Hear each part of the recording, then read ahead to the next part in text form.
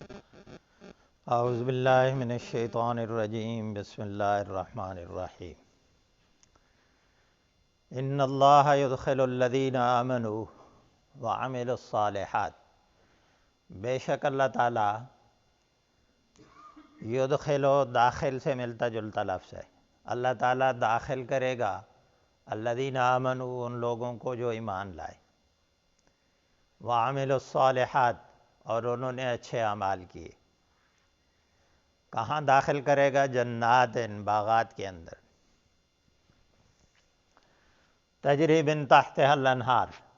تجری جاری سے ملتا جلتا لفظ ہے، جاری ہوں گی من تحتها، ضمیر جنات کی طرف لوٹ رہی ہے، جنات کے ان باغات کے نیچے جاری ہوں گی کیا چیزیں؟ الانہار، نہریں، ان باغات کے نیچے نہریں جاری ہوں گی۔ یحلون فیہا،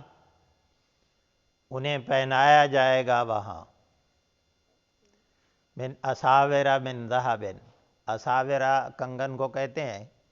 ذہب سونے کو کہتے ہیں، لؤلؤا موتیوں کو کہتے ہیں، موتیوں اور سونے کے کنگن ان کو پہنائے جائیں گے۔ وَلِبَاسُهُمْ فِيهَا حریر، اور ان کا لباس اس جنت کے اندر حریر، ریشم کا ہوگا، اور ریشم کا لباس ان کو پہنایا جائے گا۔ کل کا درس آپ کو یاد ہوگا، اللہ رب العزت نے دو گروپوں کا تذکرہ کیا تھا۔ اس سے پہلے درس میں بھی آپ نے مختلف گروپوں کا تذکرہ پڑھا تھا کہ کچھ لوگ مسلمان ہیں، کچھ یہودی ہیں، عیسائی ہیں، نصارہ ہیں، مجوسی، مشرکین مکہ، ان ساروں کا اللہ رب العزت نے تذکرہ کیا تھا، اور کہا تھا کہ تم جو کچھ کر رہے ہو، تمہاری ایک ایک حرکت کو اللہ نوٹ کر رہا ہے۔ جو مسلمان ہیں، جو اللہ اور اس کے رسول کے ساتھ محبت کرتے ہیں، جو اللہ کے دین کے لیے محنت جدوجہد کر رہے ہیں، قربانیاں دے رہے ہیں، مصیبتیں اور تکلیفیں اس سلسلے میں برداشت کر رہے ہیں، وہ بھی اللہ کے علم میں، اور جو تم سازشیں کر رہے ہو وہ بھی اللہ رب العزت جانتے ہیں۔ پھر اللہ تعالیٰ نے دو ہی گروپوں کو کیٹیگرائز کیا تھا کہ بھائی بس اگر دیکھیں تو دو ہی گروپ ہیں، الکفر ملت واحدہ، کہ کفر ایک ہی جماعت ہوتی ہے ساری، اور ان کا ایک ہی مشن ہوتا ہے کہ وقت کے نبی کو ناکام کر دیا جائے، ان کے مشن میں روڑے اٹکا دیے جائیں۔ وہ جو خیر کا نظام اور عادلانہ نظام معاشرے کے اندر قائم کرنا چاہتے ہیں، اس کا خاتمہ کر دیا جائے۔ اس مشن میں ان کو ناکام کرنا چاہتے ہیں، وہ اپنی منمانی زندگی گزارنا چاہتے ہیں، اپنی چاہت اپنی مرضی کی زندگی گزارنا چاہتے ہیں۔ وہ کہتے ہیں کہ ہمیں کوئی روک ٹوک کرنے والا نہ ہو، ہم اپنی مرضی سے سوئیں، اپنی مرضی سے جاگیں، اپنی مرضی سے غمی اور خوشی کے معاملات کریں، اپنی مرضی سے پیسہ کمائیں، اپنی مرضی سے خرچ کریں، اپنی مرضی سے عدالتوں کا نظام چلائیں۔ ہماری مرضی ہو تو ہم مساوات کا کوئی تصور ان کے اندر نہیں تھا، چھوٹے بڑے کی تمیز وہ اپنے بنائے ہوئے اصولوں کے مطابق کرتے تھے۔ اللہ رب العزت نے فرمایا بھائی ایسے ہی تو کام نہیں ہے، یہ جو کرتا ہے یہ تو اللہ کی زمین ہے، یہاں اللہ کا حکم چلتا ہے، یہ اللہ کی بادشاہت ہے، یہاں اللہ کی مرضی چلتی ہے۔ تو فرمایا کہ ایک گروپ وہ ہے جو اپنی مرضی کی زندگی گزارنا چاہتا ہے، اور کل اس کا انجام آپ نے سن لیا تھا۔ اللہ نے فرمایا کہ ان کا انجام کیا ہوگا، وہ دنیا میں بھی ذلیل اور رسوا ہوں گے، اور آخرت میں بھی ان کو دوزخ کا آگ کا لباس ان کے لیے اللہ نے تیار کر رکھا ہے، اور دوزخ کا کھولتا ہوا پانی ان کے سروں کے اوپر ڈالا جائے گا، اور ان کے اندر کا نظام جتنا سسٹم ہے اندر کا وہ بھی گل کے باہر آ جائے گا، اور اوپر کی جو سکن اور جلد ہے یہ بھی گل سڑ جائے گی۔ یہ کل کے درس میں آپ نے پڑھا تھا۔ اب آج دوسرے گروپ کا تذکرہ ہے کہ اس کا انجام کیا ہوگا، جو اللہ اور اس کے رسول کے ساتھ محبت رکھتا ہے، جو اللہ کے اوپر، اللہ کے رسول کے اوپر ایمان رکھتا ہے، اور صرف ایمان نہیں رکھتا بلکہ ایمان کے مطابق، ایمان کے تقاضوں کے مطابق زندگی بھی بسر کرتا ہے۔ ایمان چند کلمات کا نام نہیں ہے کہ وہ انسان کلمہ پڑھ لے، ایمان کہے کہ میں اللہ پر ایمان رکھتا ہوں، رسول پر ایمان رکھتا ہوں، قرآن پر اور آخرت پر ایمان رکھتا ہوں، یہ ساری چیزیں ارکان ایمان پر ایمان لے آئے اور کہے کہ میں مومن ہوں۔ فرمایا نہیں، ایمان سچے دل کی گہرائیوں سے ایک تو ایمان ہونا چاہیے، اقرار باللسان تصدیق بالقلب ہونا چاہیے، کہ زبان سے اقرار کرے، دل سے اس کی تصدیق کرے، اور دل سے تصدیق کی یہ علامت ہوتی ہے کہ اس کے وجود سے خیر کی باتیں نکلتی ہیں، وہ خیر کا مظہر بن جاتا ہے، وہ خیر کی علامت بن جاتا ہے، اس کی گفتگو خیر پر مبنی ہوتی ہے، اس کی فکر اور سوچ خیر پر مبنی ہوتی ہے، اس کے اخلاقیات معاملات خیر پر مبنی ہوتے ہیں۔ اس لیے فرمایا کہ جو آدمی ایمان کا دعویٰ کرے گا اس کی زندگی میں ڈیفینیٹلی تبدیلی آئے گی۔ وہ ایمان اس کی فکر اور سوچ کو تبدیل کر دے گا، اس کی ساری زندگی کو اور سارے شب و روز کو تبدیل کر کے رکھ دے گا، اور اسی کو عمل صالحہ کہتے ہیں کہ ایمان اگر دل کی گہرائیوں سے لائے گا تو اس کی زندگی میں تبدیلی آئے گی۔ اور جس نے ایمان لایا اور اچھے اعمال کیے، اچھے اعمال کی وضاحت علماء نے کی ہے، اور پہلے بھی کئی دفعہ آپ کو بتا چکا ہوں کہ اچھے عمل کے لیے پہلی شرط تو یہ ہے کہ ایمان کی بنیاد پر اللہ اور اس کے رسول کی تعلیمات کے مطابق عمل کیا جائے تو وہ اچھا عمل ہوگا۔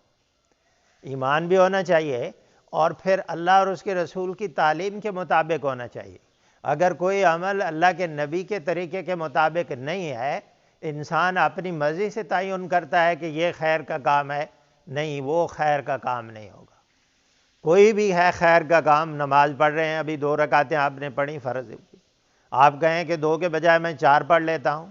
تو بھائی کیوں پڑھ لیتے ہیں؟ آپ کہتے ہیں یہ خیر کا کام ہے، نیکی کا کام ہے، میں 2 کے بجائے 4 پڑھ رہا ہوں۔ اللہ رب العزت نے فرمایا کہ جس پر میرا حکم اللہ کے نبی کا حکم نہیں ہے فَهُوَ رَدٌّ مَنْ أَحْدَثَ فِي أَمْرِنَا هَذَا، جس نے ہمارے اس دین میں کوئی اپنی طرف سے چیز ایجاد کر لی، چاہے وہ خیر کے بظاہر اس کے خیال کے مطابق کیوں نہ ہو، فَهُوَ رَدٌّ، وہ رد ہوگی، اللہ اس کو قبول نہیں کرے گا کیونکہ اس کے پیچھے نبی کا طریقہ موجود نہیں۔ تو عمل صالحہ کی پہلی شرط یہی ہے کہ ایمان کی بنیاد پر اللہ کے نبی کے طریقے کے مطابق عمل کیا جائے، اور دوسری شرط علماء نے یہ لکھی ہے کہ اس کے پیچھے اخلاص ہونا چاہیے۔ اگر وہ اخلاص کی بنیاد پر عمل نہیں کر رہا ہے، اس کے مقاصد کچھ اور ہے، وہ ریاکاری کرنا چاہتا ہے، لوگوں کو دکھلانا چاہتا ہے، اپنی شہرت چاہتا ہے، پیسہ خرچ کر رہا ہے اس لیے کہ لوگ اس کو سخی کہیں، جہاد کر رہا ہے، اپنی جان قربان کر رہا ہے اس لیے کر رہا ہے کہ لوگ اس کو بہادر کہیں، تقریر کر رہا ہے، درس دے رہا ہے، اللہ کا دین بیان کر رہا ہے اس لیے کر رہا ہے کہ لوگ کہیں اچھی تقریر کرتا ہے، اس کی نیت کے اندر بگاڑ ہے۔ نیت کے مطابق اعمال کو اس کا فیصلہ کیا جائے گا۔ اس لیے اللہ رب العزت فرماتے ہیں کہ جو آدمی ایمان لائے، یعنی دل کی گہرائیوں سے بھی ایمان لائے، اور پھر ایمان کے مطابق اپنے اعمال کی بھی اصلاح کرے، ایسا آدمی جنات، اس کو اللہ رب العزت باغات کے اندر داخل کرے گا۔ یہ جنات جو ہے یہ نکرہ کے لیے آتا ہے، اس کا مطلب یہ بھی ہو سکتا ہے کہ کئی باغات ہوں گے، ایک نہیں کئی باغات ہوں گے۔ اللہ رب العزت بے شمار باغات، یعنی انسان دنیا میں باغ کو پسند کرتا ہے، خوبصورتی کو پسند کرتا ہے، نیچرل بیوٹی اس کو کہتے ہیں، فطرتی خوبصورتی، انسان اس کو بھی پسند کرتا ہے۔ لوگ سیر کے لیے جاتے ہیں، مری کو جاتے ہیں، کاغان، ناران، کالام، ادھر لوگ جاتے ہیں جن کے پاس پیسے ہوتے ہیں۔ کیوں جاتے ہیں؟ اس لیے کہ وہ خوبصورتی کو پسند کرتے، جہاں سبزہ ہو، جہاں پھول ہوں، جہاں درخت ہوں خوبصورت، ایسی جگہوں کو انسان قدرتی طور پر پسند کرتا ہے۔ تو اللہ رب العزت اپنے گھروں کے اندر لوگ کوشش کرتے ہیں کہ وہ اچھا باغ ہو، گھر کے اندر خوبصورت جگہ ہو۔ تو اللہ رب العزت نے انسان کی فطرت کو سامنے رکھتے ہوئے کہا کہ بھائی یہ دنیا کے جو باغ ہیں نا، یہ معمولی باغ ہیں،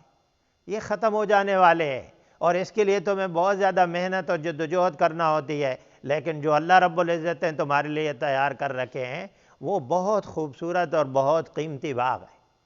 اور ایک نہیں کئی باغات تمہیں دیے جائیں گے۔ اور بعض علماء کہتے ہیں یہ عظمت شان کے معنی میں ہے کہ جو باغات وہاں ملیں گے وہ بہت عظیم و شان ہوں گے، وہ بہت قیمتی ہوں گے، دنیا کے کسی باغ کے ساتھ ان کا موازنہ نہیں کیا جا سکتا۔ تو انسان کو انکریج کیا جا رہا ہے، حوصلہ دیا جا رہا ہے کہ بھائی وہ ان باغوں کے لیے محنت کرے جو آخرت میں اس کو ملنے والے ہیں، جو آخرت میں نعمتیں ملنے والی ہیں، ان کے لیے محنت اور جدوجہد کرے۔ یہ دنیا کی زندگی عارضی ہے، یعنی اسلام یہ نہیں کہتا کہ دنیا کے اندر آپ خوبصورت نہ رہیں، اپنے گھر کو بھی خوبصورت بنائیں، اپنے لباس، اپنی شکل و صورت، صفائی کا اسلام حکم کرتا ہے۔ ان اللہ جمیل یحب الجمال، اللہ خوبصورت بھی ہے، جمال کو پسند بھی کرتا ہے۔ لیکن اللہ رب العزت یہ کہتے ہیں کہ بھائی دنیا کی لالچ میں آ کے، دنیا کے پیچھے پڑ کے اپنے اصل مقصد کو نہ بھولے، اپنی اصل زندگی کو نہ بھولے، اپنی آخرت کو تیار کرے، وہ عظیم الشان باغات آپ کو ملنے والے ہیں۔ پھر اللہ رب العزت نے تھوڑی سی تشریح بھی کر دی کہ ان کے نیچے سے نہریں جاری ہوں گی، یعنی کبھی زوال نہیں آئے گا، کبھی خزاں نہیں آئے گی، کبھی پت جھڑ کا موسم نہیں آئے گا کہ درختوں کے اوپر پھل پھول نہ رہیں، درختوں کے اوپر پتے نہ رہیں، خزاں کا موسم ہو اور اجڑے ہوئے نظر آ جائیں، ایسا نہیں ہوگا۔ وہاں خوبصورت ہوں گے، ہمیشہ ہمیشہ آباد رہیں گے۔ اور یہ خوبصورتی کی طرف بھی اشارہ ہوتا ہے کہ انسان کا باغ ہو، محل ہو، اوپر نیچے سے پانی گزر رہا ہو تو خوبصورت ایک سین ہوتا ہے۔ اللہ رب العزت نے انسان کو یہ لالچ دی ہے کہ بھائی دیکھو وہ جنت بہت خوبصورت چیز ہے، بہت قیمتی چیز ہے، اس کے لیے محنت جدوجہد کرو، اپنی صلاحیتیں لگاؤ، اپنا وقت لگاؤ، اپنا مال و دولت لگاؤ، اس کے لیے فکر کرو، اس کے لیے اپنی پوری منصوبہ بندی کرو کہ آخرت تمہاری بہتر ہو جائے۔ آگے اللہ رب العزت نے فرمایا یحلون فیہا من اساور من ذہب، سونے اور موتیوں کے کنگن ان کو پہنائے جائیں گے۔ یہ سونے اور موتیوں کے کنگن عام طور پر انسان آج کے دور میں بھی یہ پسند کرتا ہے کہ وہ سونے کی کوئی ہار پہن لے، سونے کا کوئی کنگن پہن لے۔ عورتیں تو زیادہ پسند کرتی ہیں، مرد بھی کرتے ہیں، لیکن چونکہ جو عرب تھے نا جہاں قرآن اتر رہا تھا، عربی جو لوگ تھے مصری اور ایرانی کلچر کو پسند کرتے تھے، چونکہ قرب و جوار میں وہی لوگ رہتے تھے۔ وہاں کے جو بادشاہ ہوتے تھے وہ یہ کام کرتے تھے کہ وہ بہت بڑے بڑے کنگن پہنتے تھے سونے کے، اور یہ عرب کے لوگ ان کو دیکھ کر بڑا ان کو رشک آتا تھا، وہ کہتے کاش کیسی شاہانہ زندگی ہے یہ ان کی۔ تو اللہ رب العزت نے اس کی پھر مثال دی ہے۔ ویسے تو جنت کی نعمتیں جو ہوں گی، نبی علیہ الصلوۃ والسلام نے فرمایا لا عین، کسی آنکھ نے ان کو دیکھا نہیں ہے اور کسی کان نے ان کو سنا نہیں ہے، لا خطر فی قلب بشر، اور کسی بشر کے دل میں اس کا کوئی تصور بھی نہیں پیدا ہو سکتا۔ تو ویسے تو جنت کی ایسے نعمتیں ہوں گی، لیکن اللہ رب العزت نے یہاں خاص طور پر عربوں کی اس سوچ اور سمجھ کے مطابق ایک مثال دی ہے کہ جس طرح تم بادشاہوں کو دیکھتے ہو، ان کی شاہانہ زندگی کو دیکھتے ہو، پھر تمہیں رشک آتا ہے کہ کاش ہم بھی ایسے ہوتے۔ اللہ نے فرمایا یہ سب کچھ تمہیں سونے کے کنگن، موتیوں کے کنگن، یہ سب کچھ ہیرے جواہرات تمہیں ملنے والے ہیں قیامت کے دن۔ جو کچھ تم پسند کرو گے، وَلَكُمْ فِيهَا مَا تَشْتَهِي أَنفُسُكُمْ وَلَكُمْ فِيهَا مَا تَدَّعُونَ، اس سے بہترین ڈیفینیشن اور تعریف نہیں ہو سکتی۔ اللہ نے فرمایا جنت میں جو تم اشتہا کرو گے، جو تمہاری خواہش ہوگی، جو تمہاری تمنا ہوگی وہ تمہیں ملے گا۔ اس سے بہتر جنت کی تعریف نہیں ہو سکتی تھی۔ وَلَكُمْ فِيهَا مَا تَدَّعُونَ، جو مانگو گے وہ بھی ملے گا، جو تمہاری خواہش ہوگی بن مانگے بھی تمہیں مل جائے گا۔ لہذا دنیا کی زندگی میں تمہاری خواہشاتیں پوری ہونے والی نہیں ہیں، اللہ کی خواہش کے مطابق زندگی گزارو اور آخرت کے اس پروٹوکول کے لیے اور آخرت کے اس اعزاز کے لیے تیار ہو جاؤ۔ وَلِبَاسُهُمْ فِيهَا حَرِيرٌ، اور ان کا لباس حریر کا اور ریشم کا ہوگا، یہ بھی بادشاہ پہنتے تھے۔ تو اللہ رب العزت نے فرمایا وہ بادشاہوں کی طرح تمہاری زندگی ہوگی آخرت میں۔ تو یہ آخرت میں یہ اس گروپ کا تذکرہ ہو رہا ہے جو گروپ اللہ کے دین کے لیے یہاں محنت اور جدوجہد کرتا ہے، جو اللہ اور اس کے رسول پر ایمان رکھتا ہے، جو اپنی زندگی عمل صالحہ اس کی زندگی کے اندر ہوتے ہیں، اس گروپ کا اللہ رب العزت نے اس کے انجام کا تذکرہ کیا ہے کہ ان کو آخرت میں کیا کچھ ملنے والا ہے۔ وَہُدُوا إِلَى الطَّيِّبِ مِنَ الْقَوْلِ، وَہُدُوا ہدایت سے ملتا جلتا لفظ ہے۔ طیب معنی طیب ہوتا ہے پاک، عمدہ چیز، قول کا معنی بات۔ ان کی ہدایت کی گئی تھی ایک عمدہ بات کی طرف، ان کو اللہ نے توفیق بخشی تھی، ان کو ہدایت دی گئی تھی ایک عمدہ بات، طیب بات کی طرف۔ عمدہ بات اور طیب بات کیا ہوتی ہے؟ کلمہ طیبہ جس کو آپ کہتے ہیں، وہ جو اللہ کی توحید پر مبنی ہے۔ میں نے آپ کو بتایا کلمے کے دو حصے ہیں، پہلا حصہ اللہ کی توحید پر مبنی ہے، دوسرا حصہ رسالت پر مبنی ہے، کہ گویا ہم اعلان کرتے ہیں، یہ صرف چند کلمات کا مجموعہ نہیں ہے کہ ہم اپنی زبان سے پڑھ لیں۔ کلمہ طیبہ، کلمہ طیبہ جب ہم پڑھتے ہیں تو ہم اقرار کرتے ہیں، پہلے جملے میں ہم اقرار کرتے ہیں کہ لا الہ الا اللہ، اے اللہ تیرے بغیر کوئی میرا آقا نہیں، تیرے بغیر کوئی میرا مالک نہیں، تیرے بغیر میرا کوئی خالق نہیں، تیرے بغیر میرا کوئی رب نہیں، میں تیرے حکموں کا پابند رہوں گا، تیری مرضی کے مطابق زندگی گزاروں گا، تیری خواہش اور تمنا کی زندگی گزاروں گا، اپنی مرضی نہیں کروں گا، تیری مرضی سے دیکھوں گا، تیری مرضی سے سنوں گا، تیری مرضی سے میرے اخلاقیات تیری مرضی کے مطابق اور خواہش کے مطابق، تیری مرضی کے مطابق میرے معاملات، میرا کاروبار، میری زندگی کا ایک ایک لمحہ اللہ تیری مرضی کے مطابق ہوگا۔ میں تیرے حکم کا پابند ہوں، تو مجھے نفع بھی دے سکتا ہے، نقصان بھی دے سکتا ہے، عزت بھی دے سکتا ہے، ذلت بھی دے سکتا ہے، میں تیرے ساتھ محبت کرتا ہوں، میں تیری ہی طرف رجوع کرتا ہوں اپنی خواہشات اور ضروریات میں۔ یہ سارے چیزیں پہلے کلمے کے پہلے حصے کے اندر موجود ہیں۔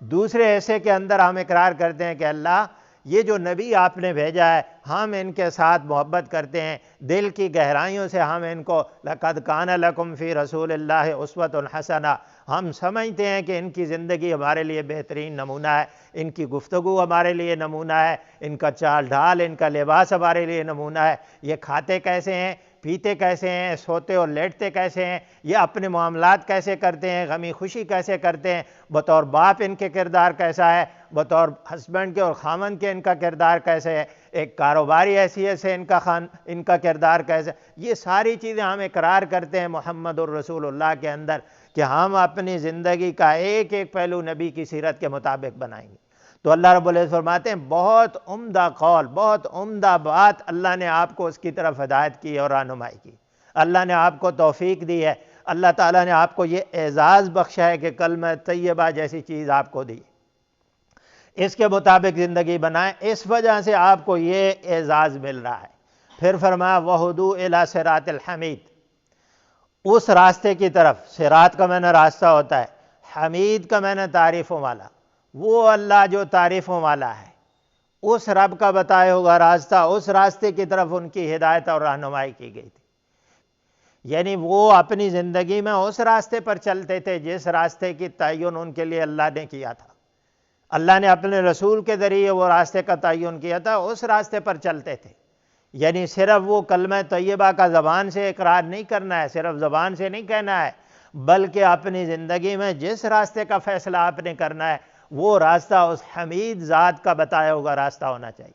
حمید کی بات اس لیے کی ہے کہ وہ اللہ تمہارے لیے جس راستے کا تعین کر رہا ہے وہ چونکہ حمید تعریفوں والا ہے، اس کا علم بہت مکمل ہے، اس کی حکمت بہت اعلیٰ ہے، وہ جو راستہ آپ کے لیے تعین کرے گا، بتائے گا، جو راستہ جس راستے کا آپ کے لیے انتخاب کرے گا اس راستے پر چل کر آپ کی تعریفیں ہی ہوں گی دنیا کے اندر، آپ کی عزت ہوگی، آپ کا احترام ہوگا، اس لیے کہ جتنا عقل مند آدمی ہے، جتنا صاحب علم آدمی ہے، اس سے اگر آپ مشورہ کریں گے تو وہ آپ کو اپنے علم کے مطابق، اپنی حکمت اور سمجھ کے مطابق آپ کو اچھا مشورہ دے گا۔ اگر آپ کسی ایسے آدمی کے پاس چلے جائیں جس کے پاس نہ علم ہے، جو نہ حکیم ہے، جو بے وقوف آدمی ہے، تو وہ اپنی سمجھ کے مطابق تمہیں مشورہ دے گا۔ تو اللہ رب العزت کہہ رہے ہیں کہ جس راستے کا تمہارے لیے تعین کیا گیا ہے، جو راستہ نبی کے ذریعے تمہیں بتایا گیا ہے اور جس راستے پر چلنے کا تمہیں حکم دیا گیا ہے، وہ رب کا بتایا ہوا راستہ ہے۔ وہ رب کی ذات بہت تعریفوں والی ذات ہے، اس کی حکمت بھی بے مثال ہے، اس کی کوئی مثال نہیں ہے، اس کا علم بھی بے مثال ہے، اور وہ تمہارے ساتھ محبت کرتا ہے۔ جس طرح وہ تعریفوں والا ہے، اگر تم اس کے راستے پر چلو گے تمہاری بھی تعریف ہوگی، تمہاری بھی عزت ہوگی۔ اور پچھلے درسوں میں آپ نے سنا کہ وَمَن يُهِنِ اللَّهُ فَمَا لَهُ مِن مُّكْرِمٍ، جس کو اللہ ذلیل اور رسوا کر دے اس کو کوئی عزت نہیں دے سکتا۔ یعنی اگر آپ عزت چاہتے ہیں تو وہ اللہ کے بتائے ہوئے راستے کے مطابق اس راستے کے اوپر چلیں، اللہ کے بتائے ہوئے نظام کے مطابق اپنی زندگی گزاریں، جس طرح رب تعریفوں والا ہے تمہاری بھی تعریفیں ہوں گی۔ تو اس لیے اللہ رب العزت فرماتے ہیں کہ بھائی ایک تو کلمہ طیبہ، وہ اپنی زبان سے اس کا اقرار کرتے ہیں، اور اللہ کے بتائے ہوئے راستے، جو تعریفوں والا رب ہے اس کا بتایا ہوا راستہ تعریفوں والا، اس راستے پر چلتے ہیں۔ ایسے لوگوں کے لیے اللہ رب العزت فرمایا یہ انجام ہوگا جو پچھلی آیت میں آپ نے سنا۔ ان الذین کفروا، بے شک وہ لوگ جنہوں نے کفر کیا، وَيَصُدُّونَ عَن سَبِيلِ اللَّهِ، صد کا معنی ہوتا ہے روکنا، اللہ کے راستے سے روکتے ہوئے۔ وہ لوگ جنہوں نے کفر کیا، پہلا جرم کیا ہے؟ کفر کر رہے ہیں، اللہ اور اس کے رسول کی نافرمانی کر رہے ہیں، اللہ اور اس کے رسول کی دی ہوئی نعمتوں کی ناشکری کر رہے ہیں۔ دیکھیں نا، کفر یہی ہوتا ہے، چھپانا، حقائق کو چھپانا۔ اللہ رب العزت وحدہ لا شریک ہے، اس کائنات کا حاکم اور مالک اور خالق ہے اس کائنات کا، اس بات کو چھپانا یہ سب سے بڑا جھوٹ ہے، یہ سب سے بڑا کفر ہے، سب سے بڑا اس کائنات کا سچ یہی ہے، اس کو چھپا دینا یہی کفر ہوتا ہے۔ اور یہ نہ صرف کفر کر رہے ہیں بلکہ اللہ کے راستے سے روک رہے ہیں، دوسرے لوگوں کو بھی روکنا چاہتے ہیں، وہ نہیں چاہتے کہ دنیا کے اندر خیر کا نظام پھیلے، اس لیے نبی کے خلاف ہیں، اس لیے اللہ کے دین کے خلاف ہیں۔ وہ چاہتے ہیں ہم اپنی مرضی سے اجارہ داری قائم رکھیں معاشرے کے اندر، ظالمانہ نظام معاشرے کے اندر موجود رہے، ہم اپنی مرضی کی زندگی گزارتے رہیں، اپنی مرضی سے پیسہ کمائیں، مرضی سے خرچ کریں، لوگوں کے ساتھ معاملات اپنی مرضی سے کریں۔ فرمایا یہ اللہ کے راستے سے لوگوں کو روکتے ہیں، یہ نہیں چاہتے دین کا نظام، عادلانہ نظام معاشرے کے اندر قائم ہو۔ یہ فرمایا دوسرا جرم ان کا یہ ہے۔ اگلی بات، والمسجد الحرام، مسجد الحرام سے بھی لوگوں کو روکتے ہیں۔ دیکھیں نا 360 بت تو مسجد الحرام کے متولی تھے، خانہ کعبہ کے ذمہ دار تھے، اللہ نے ان کو اعزاز بخشا تھا، اور اس بیت اللہ کی وجہ سے ان کا احترام تھا معاشرے کے اندر، ان کی عزت ہوتی تھی، ان کا کاروبار چلتا تھا۔ اللہ رب العزت فرماتے ہیں ان کی ذمہ داری یہ تھی کہ لوگوں کو سہولتیں مہیا کرتے، لوگوں کے لیے وسائل کا انتظام کرتے کہ وہ اچھے طریقے سے اللہ کے گھر میں آئیں، اللہ کی حمد و ثنا بیان کریں، اللہ کی عبادت کریں۔ لیکن وہ کیا کر رہے ہیں؟ اللہ کے راستے سے روک رہے ہیں، مسجد الحرام سے لوگوں کو روکتے ہیں، 360 بت رکھے ہوئے ہیں، لوگ طواف کے لیے آتے ہیں نہیں آنے دیتے۔ صلح حدیبیہ کس بنیاد پر ہوئی تھی؟ اسی لیے تو ہوئی تھی کہ نبی علیہ الصلوۃ والسلام طواف کے لیے آ رہے تھے، عمرے کے لیے آ رہے تھے، روک دیا آپ کو، آپ کے ماننے والوں کو۔ تو فرمایا مسجد الحرام سے خود نبی علیہ الصلوۃ والسلام نماز پڑھنے کے لیے جاتے تھے۔ سیرت کی کتابوں میں آپ نے پڑھا ہوگا، علماء سے سنا ہوگا کہ نبی علیہ الصلوۃ والسلام کے جسم عطر کے اوپر اوجھ ڈال دیا اونٹ کا،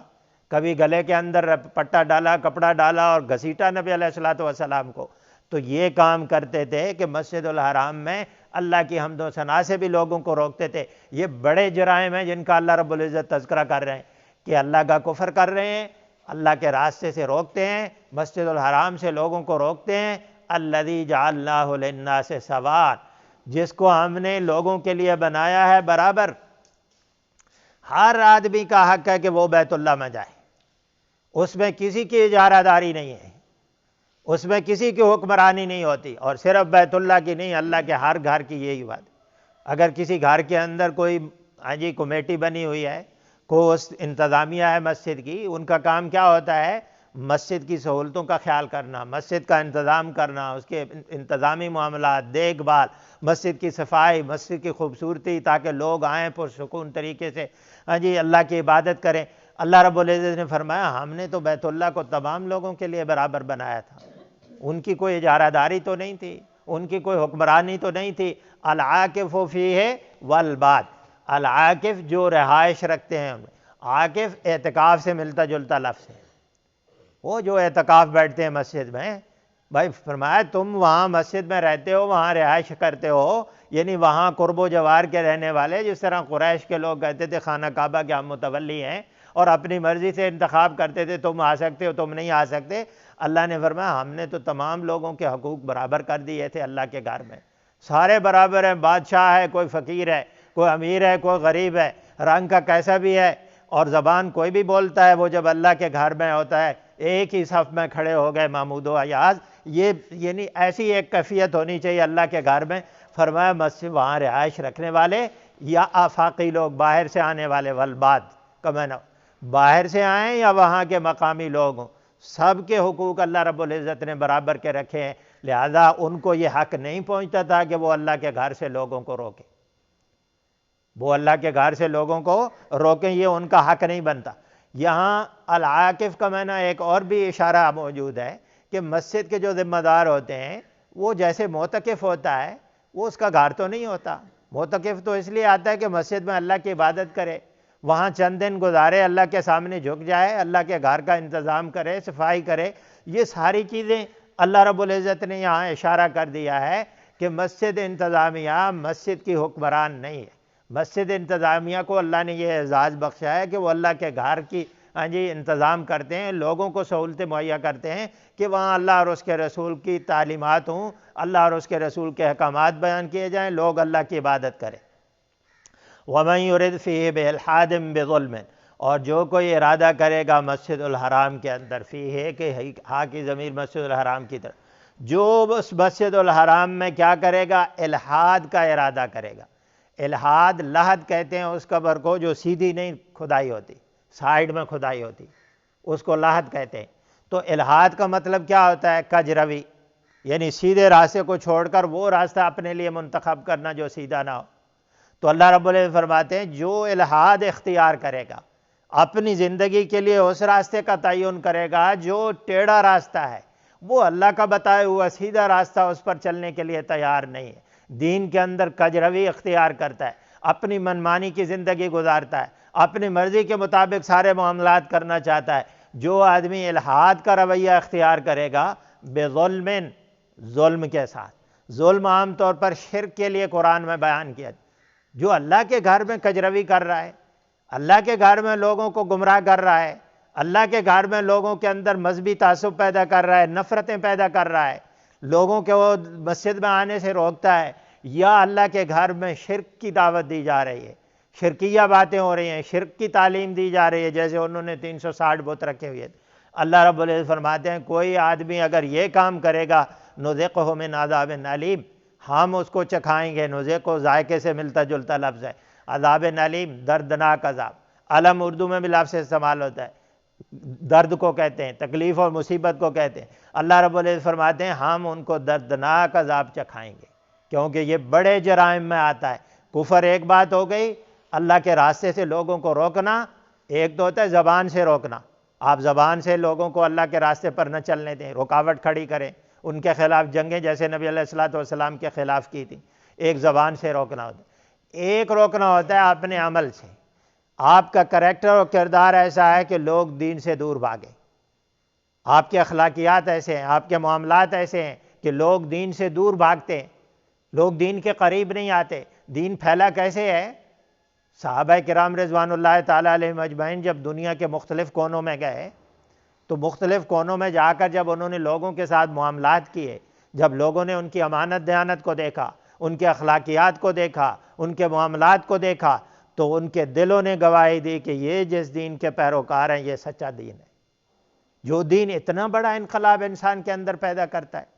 ایسا خوبصورت انسان بناتا ہے، یہ دین واقعی سچا دین ہے، اس لیے وہ لوگ دین کی طرف متوجہ ہوئے۔ تو ایک روکنا زبان سے ہوتا ہے، ایک روکنا کردار سے ہوتا ہے۔ تو انسان کو یہ فکر کرنی چاہیے کہ میری زندگی کے اندر کوئی میرا کردار رویہ ایسا نہ ہو کہ لوگ دین سے دور بھاگیں۔ خاص طور پر آپ لوگ جو دین سے وابستہ لوگ ہیں، آپ کو اس بات کی بہت فکر کرنی چاہیے کہ معاشرے کے اندر لوگ آپ کو دیکھتے ہیں کہ آپ کا رویہ کیسا ہے، آپ کے معاملات کیسے ہیں، آپ کے اخلاقیات کیسے ہیں۔ اگر آپ اچھے انسان تیار ہوئے، بچے ہیں فار ایگزامپل، گھروں میں جاتے ہیں، گھر میں جا کر ماں باپ سے لڑتے ہیں، نماز نہیں پڑھتے، بہن بھائیوں سے لڑتے ہیں، تو لوگ کہیں گے یہ بچے تو قرآن پڑھتے ہیں۔ وہ لوگ جو ہیں دوسرے محلے کے لوگ آپ کو دیکھیں گے تو وہ کیا کہیں گے کہ یہ کیسے انسان تیار ہو رہے ہیں۔ اگر آپ کا رویہ، اخلاقیات، معاملات ٹھیک ہوں گے، صاف ستھرے ہوں گے آپ کا، تو پھر لوگ کہیں گے یہ اچھے لوگ ہیں، ہم بھی اپنے بچوں کو دین کی طرف بھیجیں۔